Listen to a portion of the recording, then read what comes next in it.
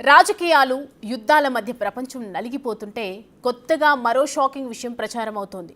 రాబోయేది భయంకరమైన కాలమని ఓ పాపులర్ జోస్యం చెబుతోంది.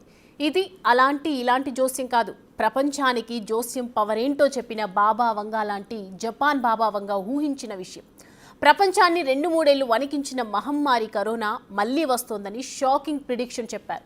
ఈ జపాన్ బాబా వంగా నిజానికి 2025 సంవత్సరం యుగాంతానికి ఎంట్రీ పాయింట్ అవుతోందని బాబా వంగా చెప్పగా, ఇప్పుడు జపాన్కు చెందిన భవిష్యత్ దర్శిని ర్యోటసుకి కూడా ఇలాంటి జోస్యమే చెప్పారు. మరి ఇవన్నీ ఒట్టి మాటలేనని కొట్టిపారేయగలమా? ప్రపంచానికి మరోసారి కరోనా కష్టాలు తప్పవా?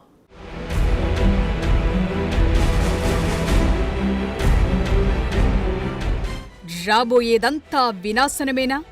మనుషులంతా నశించిపోతారా? భూమి మనుగడ ఇక కష్టమేనా? ఇప్పటి వరకు ఊహిస్తోన్న డూమ్స్ డేకు రోజులు దగ్గరపడ్డాయా? ఈ సంవత్సరమే మనుషుల అంతానికి ఎండింగ్ పాయింటా? ప్రపంచమంతా నమ్ముతోన్న ఓ జోస్యం చెప్పుతోన్న మాటలివి. రాబోయే విలయం గురించి ప్రపంచ ప్రఖ్యాత భవిష్యవాణి బాబా వంగా షాకింగ్ జోస్యం చెప్పగా, ఇప్పుడు జపాన్ బాబా వంగాగా ప్రఖ్యాతి చెందిన ర్యోటసుకి జోస్యం కూడా ఇలాంటి భయంకరమైన విషయాన్నే వెల్లడించినట్లు తెలుస్తోంది. నిజానికి బాబా వంగా చెప్పిన మాటలు తేలిగ్గా కొట్టిపారేయలేం.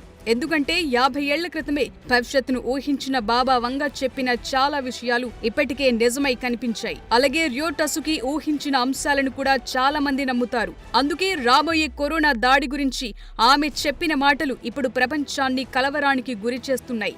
2025 ఘోర కలిని చూపిస్తుందనే కంగారు పుడుతోంది.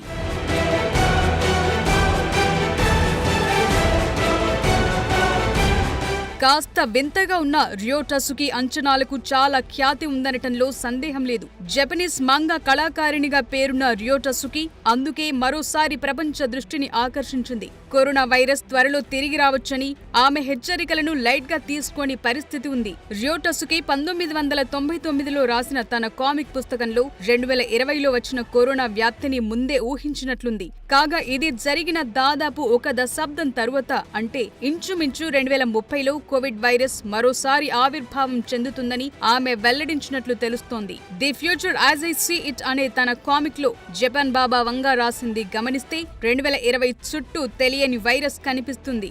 తరువాత ఏప్రిల్లో అది దాని గరిష్ట స్థాయికి చేరుకుంటుందని రాశారు. అయితే ఆ ఏప్రిల్కు సంబంధించిన ఖచ్చితమైన సంవత్సరాన్ని ఆమె పేర్కొనకపోయినా ప్రారంభంలో చెప్పిన 2020 అంచనా కళ్ల ముందే కనిపించింది. 2019 చివర్లో ప్రారంభమైన కోవిడ్ మహమ్మారి ప్రపంచాన్ని ఎలా వణికించిందో అందరికీ అర్థమైంది. అలాగే 2021లో దాని మరో విజృంభణ ఎంత ప్రాణాంతక పరిస్థితిని పరిచయం చేసిందో తెలిసిందే.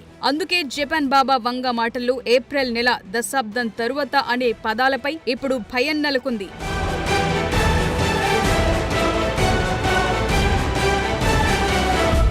నిజానికి 2030లో వైరస్ తిరిగి రావచ్చని రియల్ బాబా వంగా చెప్పారు. ఆమె రచనల ప్రకారం వైరస్ ఒకటి అదృశ్యమవుతుంది, కానీ దాదాపు 10 సంవత్సరాల తరువాత తిరిగి కనిపిస్తుందని సూచించారు. ఇప్పుడు వీళ్ళిద్దరి కాలక్రమం నిజమైతే అది 2030 సంవత్సరం నాటికి తిరిగి రావచ్చనే అంచనా ఉంది. అయితే 2 దశాబ్దాల క్రితం మొదటిసారిగా ప్రచురించబడిన ర్యోటసుకి కామిక్ పుస్తకంపై ఇప్పుడు ప్రజారోగ్య నిపుణులు చర్చిస్తున్నారు. ఎందుకంటే ప్రపంచ నిపుణులు కూడా దాదాపుగా ఇదే అంశాన్ని వెల్లడించిన సందర్భాలు లేకపోలేదు.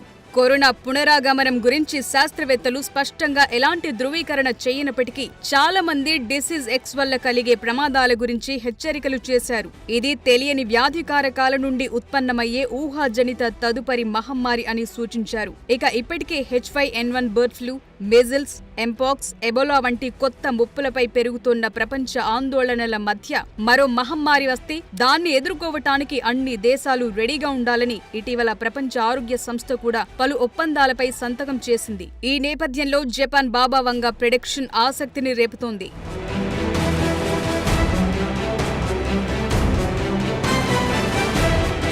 ర్యోటసుకి అంచనాల ప్రకారం 15 సంవత్సరాల ప్రవచన చక్రముంది. అంటే 2030లో మహమ్మారి తిరిగి రాకపోతే అది 2045లో కూడా కార్యరూపం దాల్చవచ్చు. అయితే దీన్ని ఎవరు నమ్మినా నమ్మకపోయినా ఆమె జూలై 2025లో సునామీతో సహా ఇతర భయంకరమైన పరిణామాలు చూడాల్సి వస్తుందని అంచనా వేసింది. అయితే గతంలో ఆమె దర్శనాల ఖచ్చితత్వాన్ని నమ్మిన చాలా మంది దీన్ని నమ్ముతున్నారు. ఈ జపనీస్ బాబా వంగా గతంలో ప్రిన్సెస్ డయానా మృతి, పాపులర్ సింగర్ ఫ్రెడ్డీ మెర్క్యూరీ మరణాలతో సహా అనేక అంచనాలు నిజమయ్యాయి. అయితే ఇవన్నీ ఆమె తన కలలో దర్శనాల ద్వారా చెప్పగలుగుతున్నట్లు ఆమె ప్రకటించారు. ఈ కలలను ఆమె వ్రాతపూర్వకంగా కానీ లేదంటే చిత్రాల రూపంలో గాని వెల్లడిస్తుంది.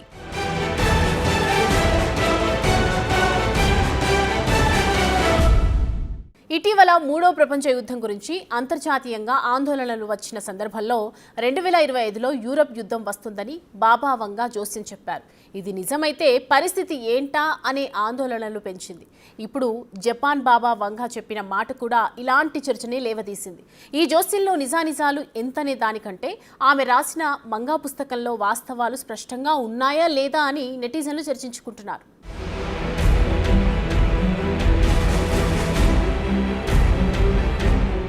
70 సంవత్సరాల వయసున్న రియో టసుకి చాలా కాలం తర్వాత మళ్లీ వార్తల్లోకెక్కారు. ఆమె కలలుగా చెప్పుకుంటున్న అంశాలు ఇప్పుడు కలవరానికి కారణమవుతున్నాయి. 1995 కోబ్ భూకంపం నుండి 2011 గ్రేట్ ఈస్ట్ జపాన్ భూకంపం, సునామీ వంటి ప్రధాన సంఘటనలను అంచనా వేసిన తరువాత మంగా మళ్లీ వెలుగులోకొచ్చింది. మార్చి 2011 గ్రేట్ డిజాస్టర్ కమ్స్ అనే హృదయ విదారకమైన అధ్యాయం ఆ సంవత్సరం మార్చి 11న సంభవించింది. ఆ నిజమైన విపత్తుకు సంబంధించిన స్థాయిని చూసిన తరువాత జపాన్ బాబా వంగా శక్తి చాలా మందిని ఆకర్షించింది. The future that I saw అని ఆమె రాసిన భవిష్యత్ దర్శినిలో టసుకి భారీ సునామీతో కూడిన ఒక పీడకల వివరాలను అందించారు. ఇందులో జపాన్ ఇప్పటి వరకు ఎదుర్కొన్న దానికంటే చాలా పెద్దది. ఉత్తర మరియానా దీవులు, ఇండోనేషియా, తైవాన్, జపాన్లను కలిపే వజ్రాల ఆకారపు జోన్లో వస్తుందని, అప్పుడు అత్యంత భారీ బుడగలు పైకి లేచి జపాన్ కు దక్షిణాన సముద్రం ఉడికిపోతుందని ఆమె వెల్లడించారు. 2011లో వచ్చిన సునామీ కంటే ఇది 3 రెట్లు పెద్దదని ఆమె మంగా పుస్తకంలో రాశారు. కాగా దీన్ని కొంతమంది అభిమానులు ప్రవచనాత్మక కామిక్ స్ట్రిప్ అని పిలుస్తున్నారు. అయితే భూకంప పరంగా అస్థిరమైన పసిఫిక్ రింగ్ ఆఫ్ ఫైర్లో జపాన్ స్థానాన్ని బట్టి కొందరు ఆమె మాటలను తీవ్రంగా పరిగణిస్తున్నారు.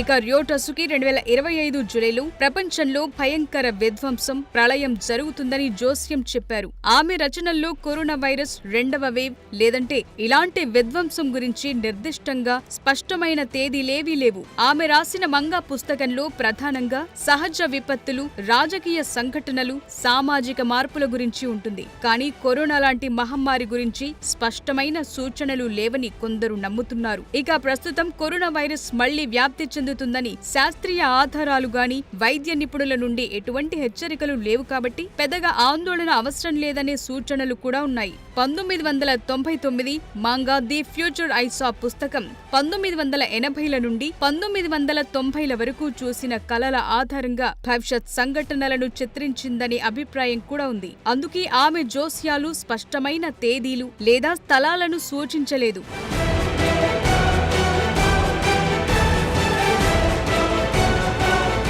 రియో టసుకి ప్రసిద్ధ జోస్యాలు చూస్తే 2011లో జపాన్ భూకంపం, కొందరి రాజకీయ నాయకుల మరణాలు, అంతర్జాతీయ సంక్షోభాలున్నాయి. ఇక 2025 జూలైలో రాబోయే ప్రళయం ప్రపంచంలో భయంకరమైన విధ్వంసంగా కొందరు భావిస్తున్నారు. అయితే ఈ జోస్యం ఆమె మంగాలో స్పష్టంగా లేదు. ఇది ఊహాగానాలు, అతిశయోక్తులపై ఆధారపడి ఉందనేది నిపుణుల అభిప్రాయం. ఇక కరోనా గురించి కూడా అంతే. రియో టసుకి మంగాలో కరోనా వైరస్ లాంటి మహమ్మారి గురించి స్పష్టంగా చెప్పలేదు. అందులో ప్రపంచవ్యాప్త అనారోగ్యం లేదా సామాజిక అల్లకల్లోలమని ఉంది. దీన్ని కొందరు కరోనాతో జోడిస్తున్నారనే అభిప్రాయాలున్నాయి. ఈ క్రమంలోనే కొందరు కరోనా 2వ వేవ్ 2025లో వస్తుందని ప్రచారం చేస్తున్నారు.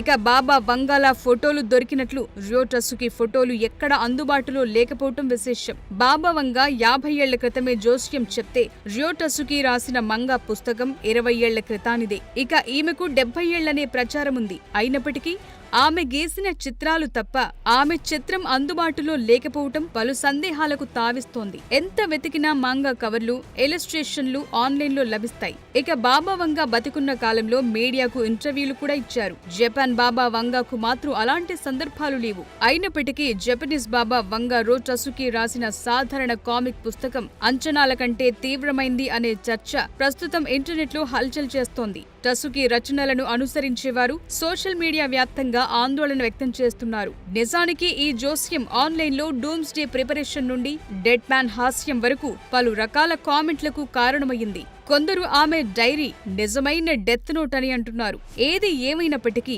భూమిపై పెరుగుతోన్న భూతాపం, పర్యావరణ మార్పులు, భౌగోళిక రాజకీయ పరిస్థితుల దృష్ట్యా నిపుణులు కూడా జాగ్రత్త వహించాలని కోరుతున్నారు. అయితే ఈ అంశాల్లో మంగా లాంటి పుస్తకాలను, బాబా వంగా లాంటి జోస్యాలను నమ్మటం కంటే సైన్స్, భూకంప శాస్త్రం చెప్పింది వినటమే కరెక్ట్ అంటున్నారు.